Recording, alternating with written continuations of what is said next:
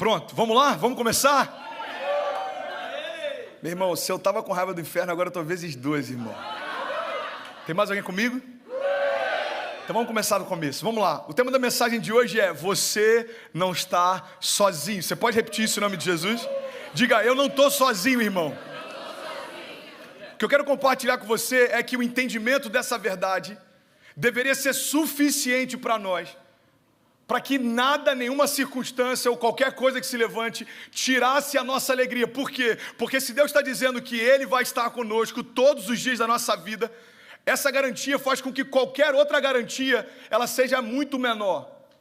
A garantia de que Deus está comigo faz com que a garantia que eu tenho na minha estabilidade financeira não se compare com a ideia de que o Deus que provê todas as coisas está comigo, apesar do meu saldo na conta bancária. A garantia de que Deus está comigo todos os dias deve fazer com que eu confie muito mais no poder de Isaías 53 do que num diagnóstico médico. A garantia de que Deus está comigo todos os dias deve fazer com que eu entenda e eu creia que o meu silêncio diante de toda a retaliação é muito mais poderoso do que eu tentar me justificar, porque o justo não se justifica. Por quê? Porque eu tenho uma garantia: Deus está comigo todos os dias. Entenda isso em nome de Jesus. Salmos 121 está dizendo: eu levanto os meus olhos para os montes, e de onde virá o meu socorro? No contexto em que o salmista está declarando isso, entenda isso, irmão. Ele não está dizendo que não haviam opções para que ele buscasse socorro, porque naquela época do alto dos montes existiam imagens de outros deuses. Então as pessoas que acreditavam em outros deuses, quando olhavam para o alto dos montes e viam aquelas imagens, buscavam neles socorro.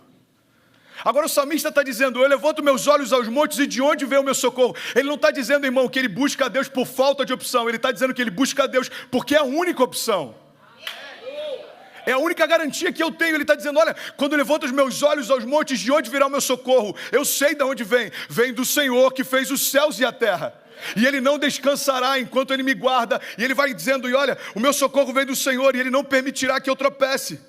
O meu protetor se manterá alerta. Sim, o protetor de Israel não dormirá, ele sempre está alerta. O Senhor é o meu protetor, e como sombra que protege, Ele está à minha direita. De dia o sol não me ferirá, nem a lua de noite, porque o Senhor me protegerá de todo mal. Tem alguém que pode dizer glória a Deus por isso? O Senhor protegerá a minha entrada e a minha saída, desde agora para sempre. Mateus 28, 20, olha a declaração que Jesus faz para nós. Ele diz: e eu estarei com vocês todos os dias, até a consumação dos séculos. Primeira chave que eu quero compartilhar com você, irmão, em nome de Jesus, é que quando essa declaração se torna uma convicção, a gente não tem mais nenhum medo, por mais que tudo pareça incerto.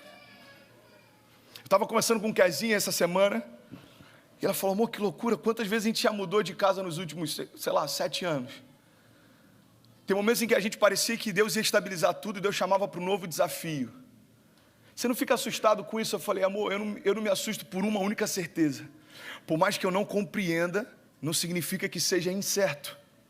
Por mais que eu não tenha um mapa e eu não saiba para onde Deus está me levando especificamente, eu sei que tudo aquilo que Ele me leva a viver não é incerto. Por quê? Porque eu tenho uma garantia: Ele estará comigo todos os dias. Irmão, essa garantia significa que quando você estava no altar, Deus estava lá também. Quando você chegou na primeira noite na tua casa, Deus estava lá também. Quando seus filhos nasceram naquela sala de parto, Deus estava lá também. Quando a primeira notícia ruim chegou para você, Deus estava lá também.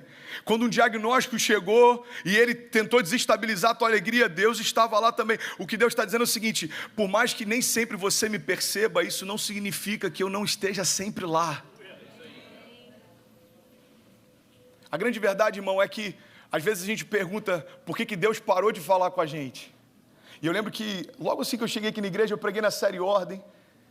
E a mensagem que Deus falou comigo é que antes da gente liberar ordens a respeito das realidades ao nosso redor, a gente tem que dar ordem para as vozes dentro de nós. Você sabe por quê? Eu não sei se você já teve essa experiência, mas aqui na América a gente ouve mais rádio do que no Brasil. Pelo menos eu tenho essa impressão. Mais alguém ouve rádio aqui ou não? Não, só eu. Ok. E mais 3 pessoas.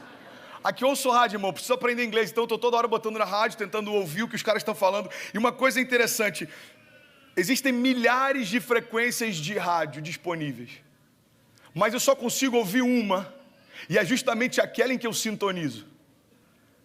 E às vezes a gente está dizendo que Deus não fala com a gente, mas muitas vezes o que você chama de silêncio de Deus pode ser falta de sintonia. E a gente está dizendo, Deus não fala mais comigo, e Deus está falando, não, você precisa se comunicar, se conectar à minha estação. Tem alguém que está comigo, amém? Tem muitas vezes que a gente fala, não, Deus não está comigo nessa temporada, nesse desafio. E Deus está falando, não, eu continuo com você, você que ainda não percebeu a minha presença. Entenda isso, meu irmão, em nome de Jesus. Jesus, ele é onipresente. Ele está em todos os lugares. Mas isso não significa que ele se manifeste em todos os lugares também.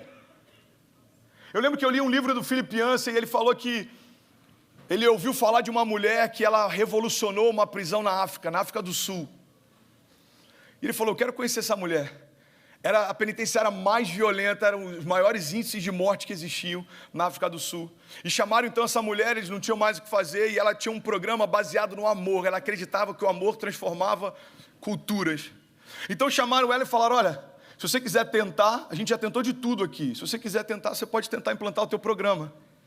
E ela implantou, e à medida que aquele programa foi tomando forma dentro daquele lugar, o número de mortes foi diminuindo, o número de violência foi diminuindo. E o Philip Yancey, ele viajou para conhecer essa mulher. E ele chegou para ela e falou assim, me diz o que você fez para mudar uma cultura tão forte. Um lugar onde só havia violência, agora é marcado pelos menores índices de violência de toda uma nação. E a resposta dela acho que tem muito a ver com o que Deus quer fazer nas nossas casas. Ela disse, sabe, a verdade é que Deus sempre esteve lá. Eu só precisei torná-lo visível. Irmão, entenda isso em nome de Jesus. Por mais que em algumas estações a gente ache que está sozinho, Deus está falando, ei filho, você só precisa perceber que eu estou com você todos os dias da tua vida. Nos teus piores momentos eu estava lá, vamos gente, vamos. Nos teus melhores momentos eu estava lá. Eu quero compartilhar 4 chaves com você para que a gente possa, em nome de Jesus, viver mais constante e com menos dúvidas, mais convicto e com menos inquietações, mais seguro em relação ao que Jesus já declarou e menos ansioso a respeito daquilo que parece incerto. Sabe, a gente tem que entender o valor que a gente tem em estar onde a gente está. Irmão, nós somos uma igreja imigrante. Nós estamos aqui numa cultura diferente, nós estamos aqui rompendo em meio a circunstâncias completamente adversas. E para você estar aqui, você teve que romper barreiras como imigração, barreiras como a língua, como a cultura, a ausência da tua família. E eu preciso que você entenda que de todos os lugares que você poderia estar, você na posição de imigrante é alguém que precisa mais ter essa convicção de que não tem a ver com o lugar que você está, mas com Deus que em você habita. Porque senão qualquer lei migratória vai tirar a tua paz, senão qualquer mudança no mercado financeiro vai tirar a tua alegria, senão qualquer instabilidade na tua família que ficou no Brasil pode roubar de você a alegria no que Deus já está fazendo aqui hoje. E eu quero liberar algumas chaves para que a gente seja mais constante. Você está comigo? Amém? A primeira chave que eu quero compartilhar com você, irmão, é que não tem a ver com o lugar, tem a ver com a pessoa. E a nossa segurança é uma pessoa. Se chama Jesus. Não tem a ver com o lugar que eu estou, mas tem a ver com quem está comigo. Preste atenção nisso. Eu não sei se você já ouviu isso de alguém, mas eu me assustei quando eu vi a primeira vez, e me assusta ainda mais ver que isso é cada vez mais frequente. Pessoas que vieram para cá em busca do sonho americano. Quantos estão aqui e vieram por conta do American Dream? De verdade.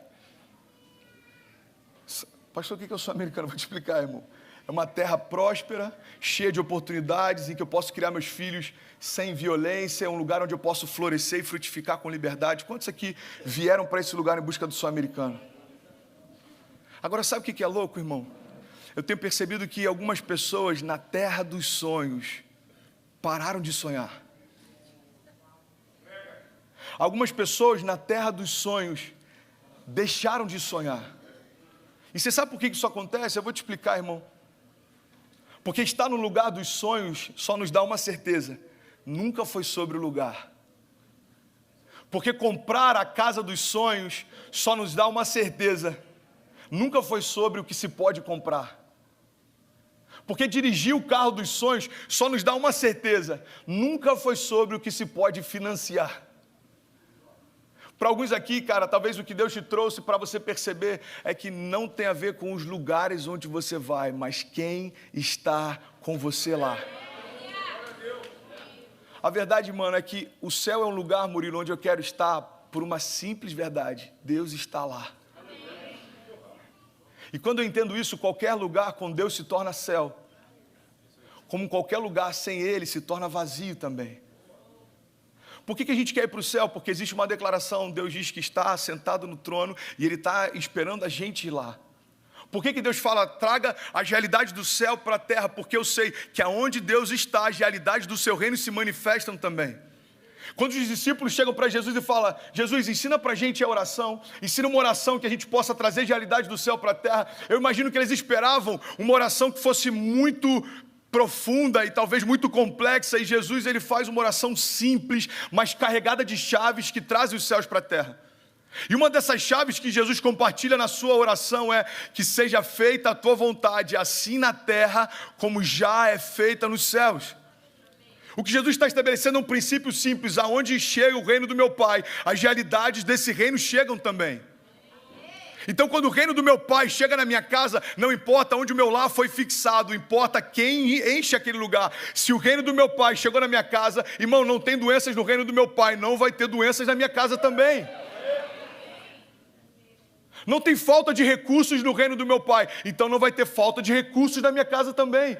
Não existe ansiedade, depressão e pensamentos de morte no reino do meu Pai, então não vai haver ansiedade, depressão e pensamentos de morte na minha casa também. O que Jesus está dizendo é o seguinte: ei, estabeleça sobre o lugar onde você chama de lar as realidades do reino do seu Pai, e tudo vai mudar ao teu redor.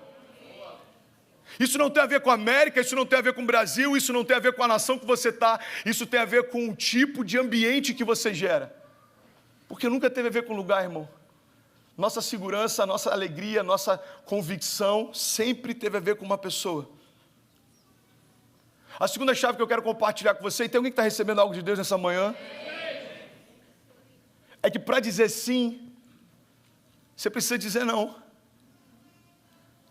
Para dizer sim para os sonhos de Deus, você vai precisar dizer não para alguns sonhos que você tem. Para dizer sim para a vontade de Deus, você vai ter que dizer não para as suas vontades. E muitas vezes a gente não consegue romper porque a gente esquece o fato de que antes de nós desenharmos coisas a nosso respeito, Deus já havia desenhado também. Olha que interessante isso. Eu estava lembrando de algo que eu estudei uma época sobre o apóstolo Paulo, e sabe o que me chama a atenção, Vini? O apóstolo Paulo, ele era um judeu legítimo.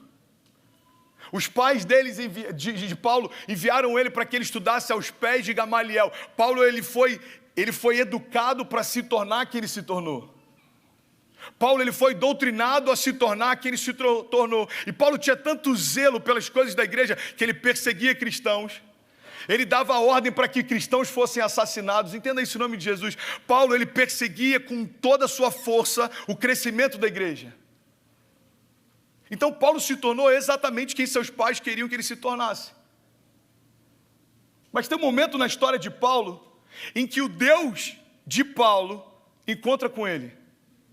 E esse momento gera uma ruptura entre a expectativa que os pais de Paulo tinham a respeito de quem ele se tornava e a respeito da expectativa que Deus tinha de quem ele queria que Paulo se tornasse. Preste atenção nisso em nome de Jesus.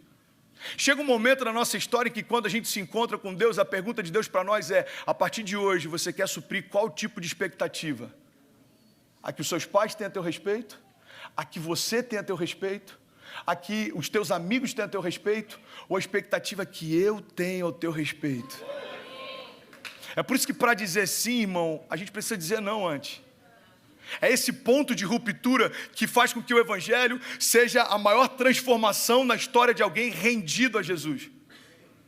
A redenção, ela basicamente é a gente permitir a morte do velho para que nasça o novo. O grande problema é que a gente vê as igrejas crescendo, e foi feito um estudo algum tempo atrás, e o número que eles chegaram é que cerca de 70% dos cristãos dentro das igrejas não passaram pelo processo de conversão de natureza. Aceitos socialmente, mas não transformados naturalmente. Aceitos socialmente, mas não convertidos através da sua natureza. E a grande verdade é que esse é o motivo pelo qual muita gente está cansado, porque encontrou o Evangelho, mas ainda não se esvaziou das expectativas que tinha para abraçar as expectativas que Deus tinha. Irmão, entenda isso em nome de Jesus. Esse ponto de ruptura precisa mudar a nossa história. Eu imagino Paulo, é só uma analogia, ok? Imagino Paulo voltando para casa, e aí os seus amigos dizendo: e aí Paulo, qual a próxima igreja que a gente vai fechar? Ele fala: cara, eu vou começar a plantar igrejas. Como assim, Paulo? Eu tive um encontro com Deus e isso mudou a minha rota. Imagina Paulo chegando para os seus amigos, ele falando: e aí Paulo, quais são os próximos cristãos que a gente vai perseguir? Ele vai falar: cara, eu vou ser um dos mais perseguidos entre eles. Por quê? Porque eu tive um encontro com Deus e isso mudou a minha rota.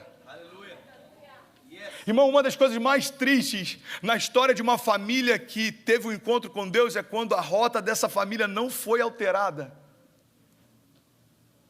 É quando a rota dessa família não foi transformada. É quando os pensamentos que você tinha antes de Jesus não mudaram depois de Jesus. Os sonhos que você tinha antes desse encontro não mudaram depois desse encontro. Entenda isso em nome de Jesus. Existe um princípio básico sobre a conversão no Evangelho. O homem que você era morre a partir do momento em que Jesus entra na tua história, para que possa nascer quem Deus sempre quis que você fosse.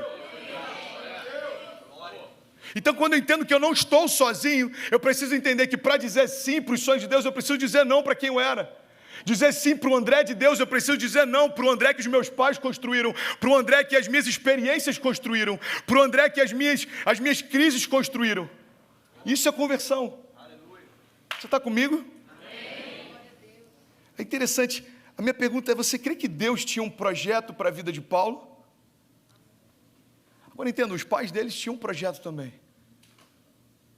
Paulo tinha expectativas também. E o que vai mudar a nossa história, irmão, é a quem estamos respondendo. A que tipo de expectativa o teu coração está preocupado em suprir?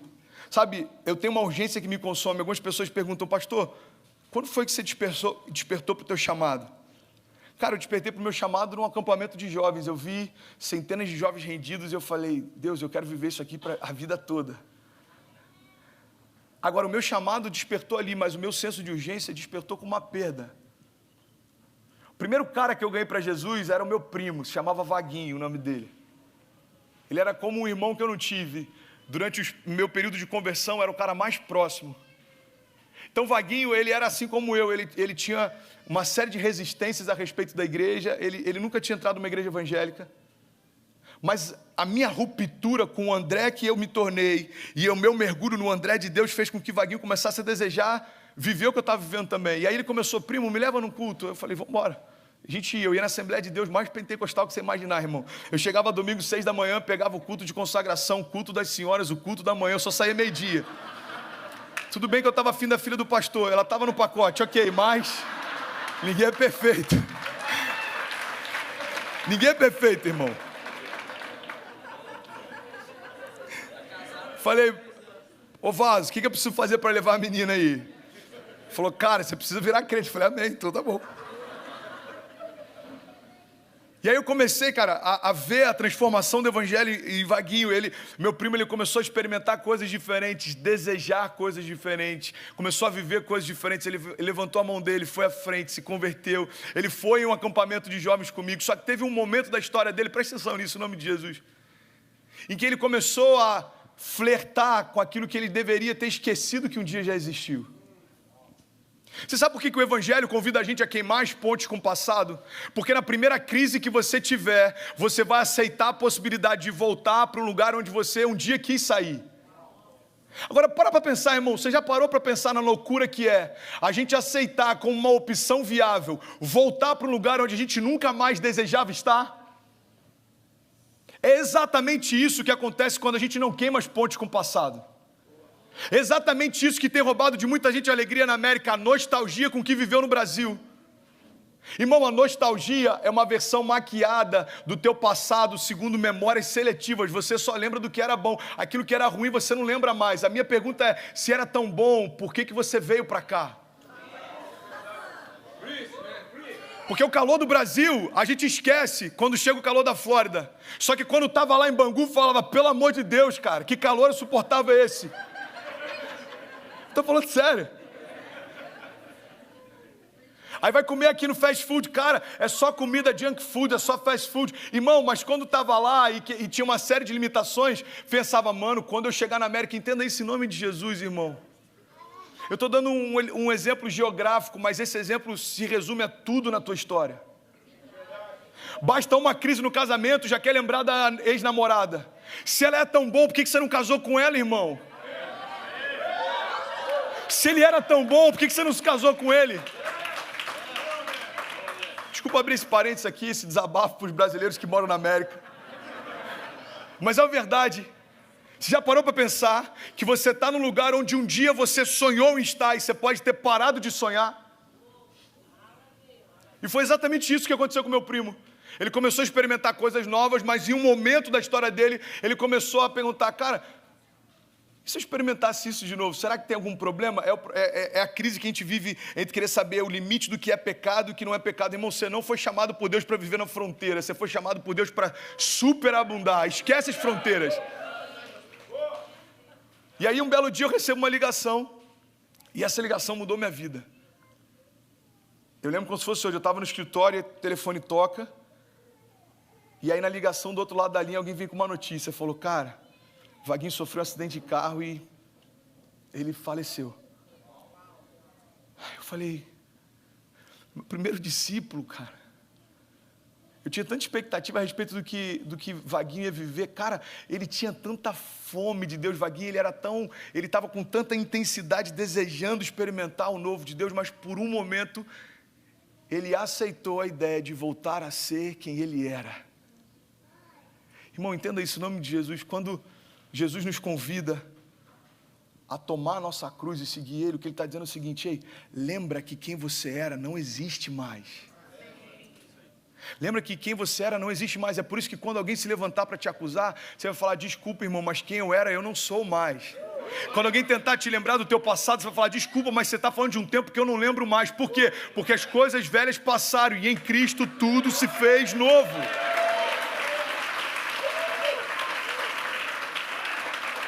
Faz sentido para alguém aqui? A gente precisa blindar a nossa mente em relação a essa nostalgia. Não, meu irmão, queima as pontes com o passado, ele não existe mais. É por isso que a gente foi feito do jeito que a gente é. Você já parou? Murilo é um cara que é o nosso MacGyver aqui, né? Mas já reparou, Murilo, que você só consegue fazer qualquer coisa com as suas mãos e com os seus pés na direção da onde você está de frente? Você sabe por quê? É Deus dizendo, cara, eu desenhei vocês com o mesmo design que tem a ver com o tipo de vida que eu tenho para vocês. O que ficou para trás não faz sentido, porque se Deus se preocupasse com o que está atrás, a gente tinha olho nas costas também, irmão. Ele está dizendo, o que ficou para trás, esquece, irmão, já foi, agora foca no novo. Olha, porque eu estou fazendo coisas novas. Ei, eu estou fazendo coisas novas, diz o Senhor. Eu estou fazendo coisas novas. Terceira chave que eu quero compartilhar com você. Isso pode ser confuso para alguns, porque muitas vezes a gente aprendeu errado. Mas a terceira chave que eu quero compartilhar com você é que Deus quer exibir você. Você pode falar isso para quem está do seu lado, só para me ajudar a pregar? Diga, Deus quer exibir você, irmão. Olha o que diz João 15:7. Se vocês permanecerem em mim e as minhas palavras permanecerem em vocês, me pedirão o que quiserem e lhes será concedido. Porque o meu Pai é glorificado pelo fato de vocês darem muitos frutos. E assim serão os meus discípulos. Presta atenção nisso em nome de Jesus. Olha o que a palavra está dizendo para mim e para você. O meu Pai, Ele é glorificado pelo fato de vocês darem muitos frutos. O que a Bíblia está dizendo é que a glória de Deus habita no meio da sua prosperidade, irmão.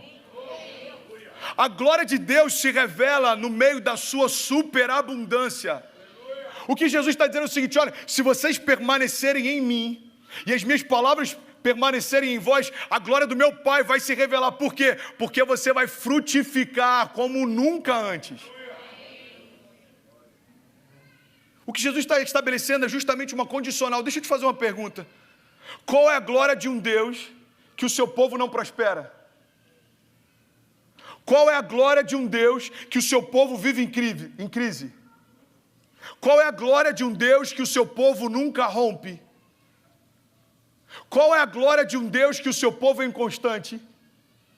O que Deus está dizendo é o seguinte: ei, o que eu tenho para você não é inconstância, nem falta, nem crise, nem ausência, nem tristeza, nem apatia, nem depressão, nem ansiedade, nem angústia, nem doença, nem enfermidade. Por quê? Porque quando você frutificar como ninguém ao teu redor um dia já frutificou, eles vão olhar para você e vão dizer: só Deus poderia ter feito isso. Deus quer exibir você, irmão, porque você se torna um outdoor da graça de Deus. Deus quer exibir você porque a sua família vai se tornar um outdoor da graça de Deus. As pessoas vão olhar para você e eles vão ter plena convicção do que o Evangelho é capaz de fazer na vida de um homem que se rende a Jesus. Essa ruptura tem que acontecer. As pessoas têm que olhar para a gente e desejar ter o que a gente tem. Desejar ser quem a gente é. Eu estou falando de essência, ok? Não estou falando de posses. Porque quando as pessoas olham para você e desejam ter quem você é, eles vão te perguntar o segredo e você vai poder dizer qual é. Olha o que João está dizendo. João está dizendo que a graça, ela quer me expor. A graça quer me exibir. A graça quer evidenciar o poder de Deus em mim. Agora lá em João 3,30, a gente lê João dizendo o seguinte: olha, é necessário que ele cresça e que eu diminua. Preste atenção nisso em nome de Jesus, irmão. Porque essa declaração e o entendimento equivocado a respeito dela tem feito muita gente deixar de desejar o destino profético que Deus tem para si. Quando João está dizendo que o meu desejo é que eu diminua para que ele cresça, a gente precisa entender que João estava na conexão entre dois tempos. João foi aquele que Deus usou para quebrar o silêncio de Deus com o povo. 300 anos de silêncio de Deus com o povo. E aí Deus usa João como boca sobre o povo para apresentar o caminho. Você está comigo? Diga amém. Então João é o último profeta dessa antiga aliança. E Jesus ele se apresenta como a manifestação da nova aliança. Quando João está dizendo isso, é necessário que eu diminua para que ele cresça, ele está respondendo a uma preocupação dos discípulos dele. Porque os discípulos começam a dizer: ei João,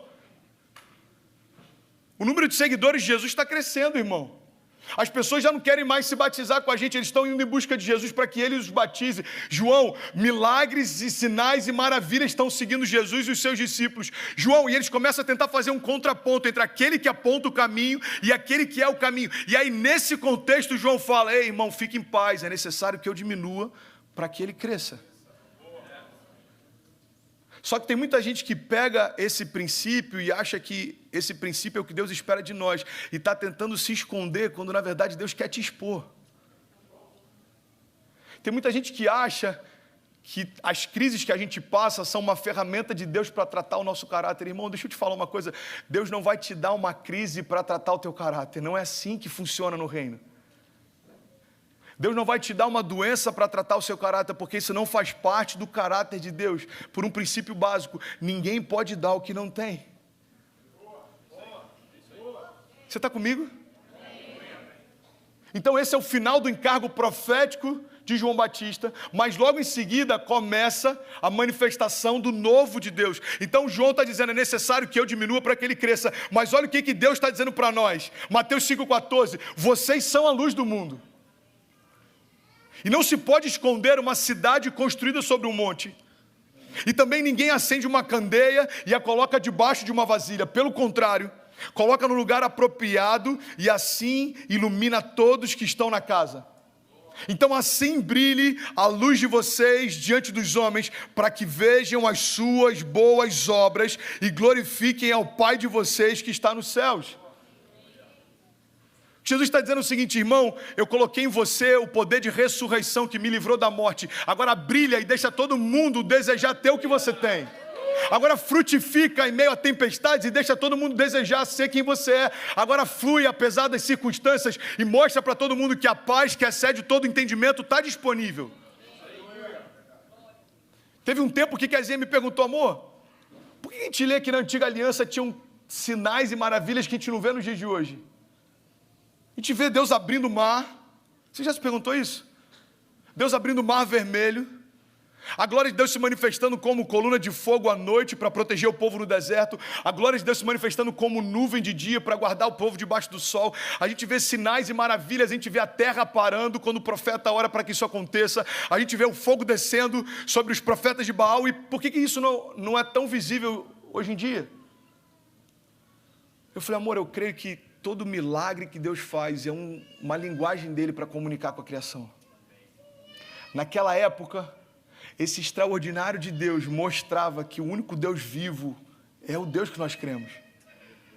Mas na nossa época, na nossa geração, presta atenção nisso, eu estou terminando, irmão. Numa geração em crise, o maior sinal que o povo de Deus pode carregar para mostrar que Deus é vivo é enquanto está todo mundo em crise, você caminha em paz. Enquanto está todo mundo se divorciando, a gente está renovando alianças de casamento. Enquanto está todo mundo preocupado com para onde os seus filhos estão indo, a gente está com os nossos assentados ao redor da nossa mesa. Entenda isso, irmão. Pastor, Deus parou de enviar sinais? Não, Ele continua enviando. Só que eles são mais sutis. Você sabe qual é o sinal de Deus para essa geração? Para demonstrar que Deus ainda vive, o sinal dele é você.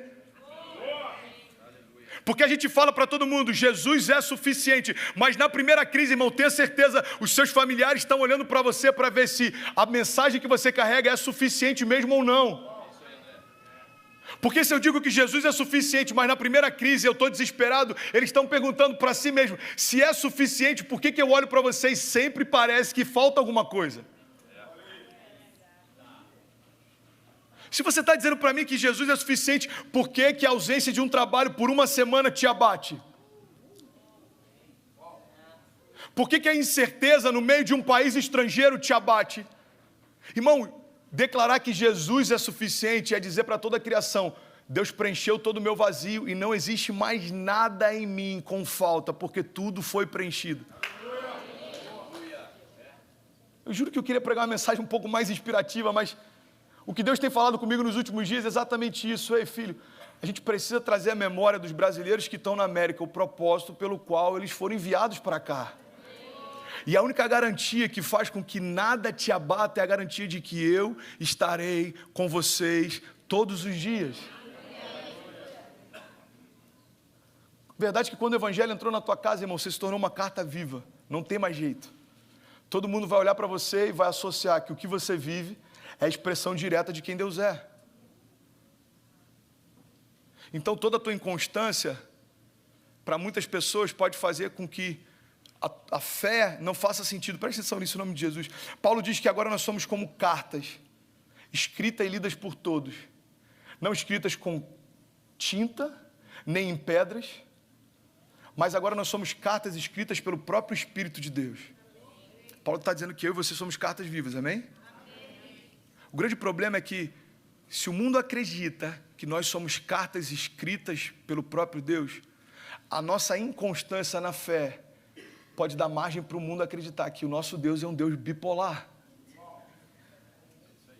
Porque quando você veio para cá, você veio porque Deus te enviou. Agora você está em dúvida se é para permanecer?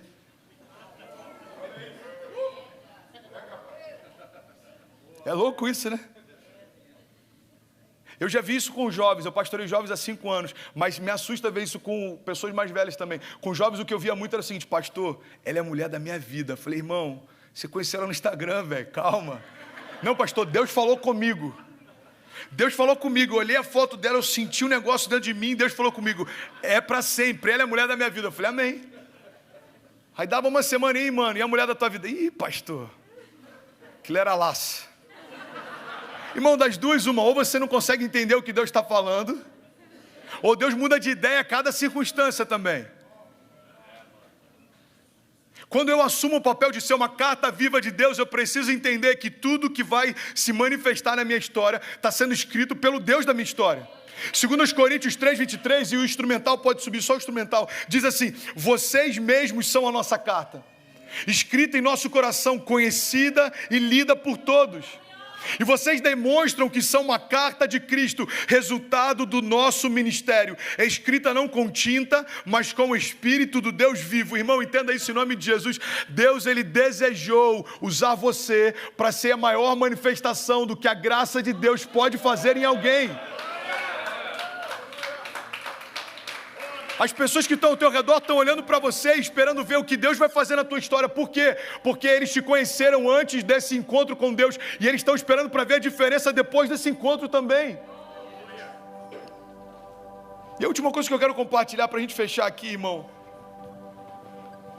E para alguns essa chave pode ser libertadora quando a gente entende isso. Quando a gente mergulha nisso. Você está comigo, amém? Quarta chave que eu quero compartilhar com você é: para de tentar entender. Vai ser mais leve para você. Olha para mim. Para de tentar entender, irmão. Pastor, você está dizendo que eu tenho que fechar os meus olhos para as realidades ao meu redor? Não. Eu estou dizendo que você não... Eu não estou dizendo que você tem que fingir que o problema não existe. Eu estou dizendo que você não pode dar para o problema um lugar de governo na construção dos seus dias. Eu não estou te pedindo, irmão, para você se alienar em relação ao que acontece ao teu redor. Eu estou pedindo para você confiar que se Deus disse que está com você todos os dias, nem sempre vai fazer sentido, mas o fato de eu não entender não significa que Deus não esteja fazendo. Eu estou te convidando para a gente caminhar num nível de fé que nem sempre a gente vai saber para onde está indo, mas a gente vai saber quem está levando a gente para lá.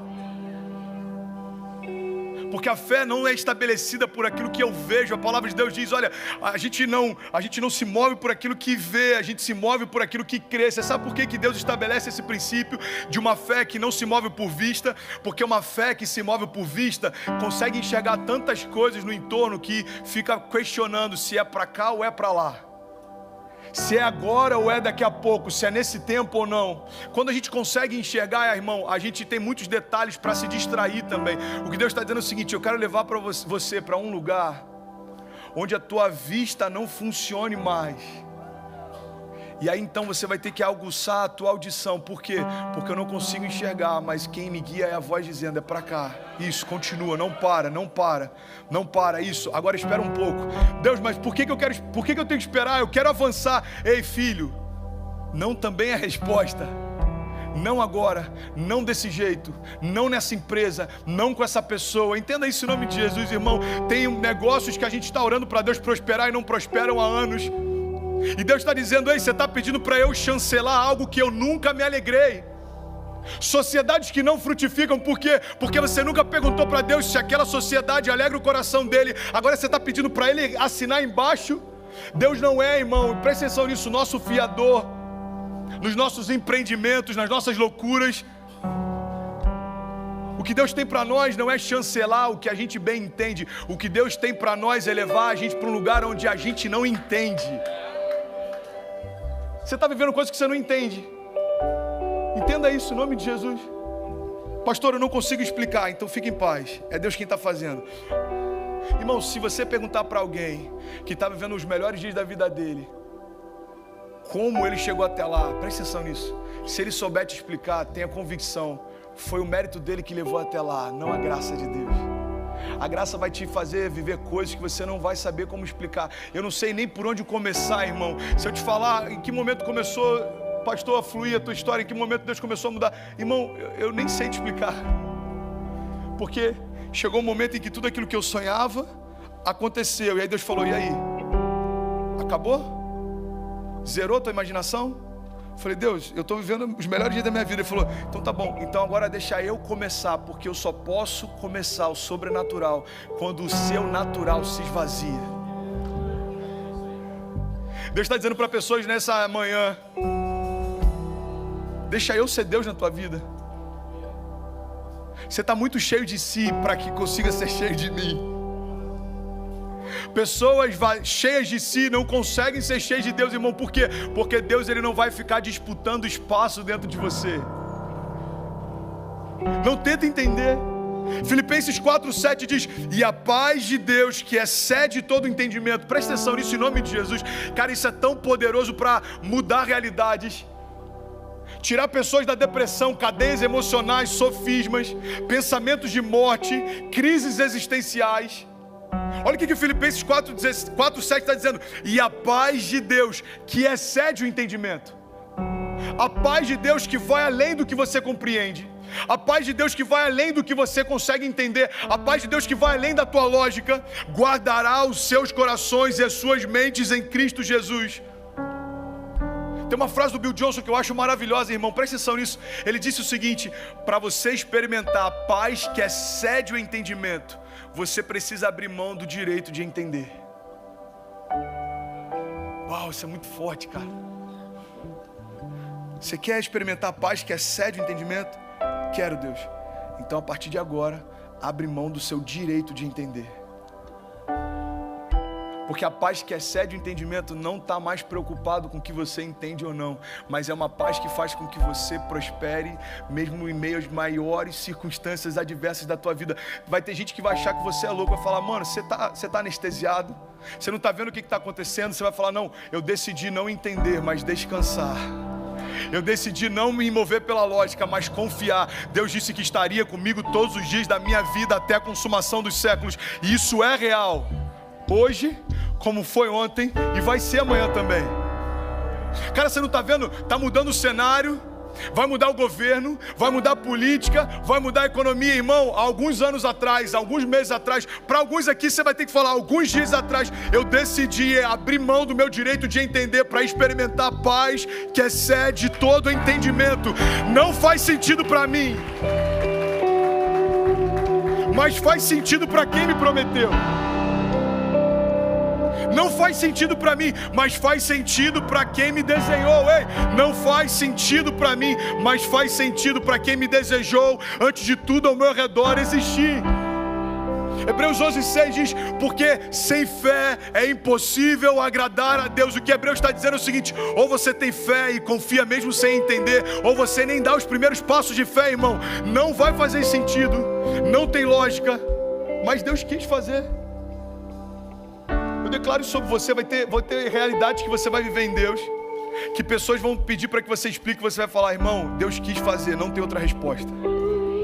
Mas por que você? Mas por que tua casa? Mas por que tua empresa? Mas por que te chamaram? Mas por que os teus filhos? Deus quis fazer, irmão.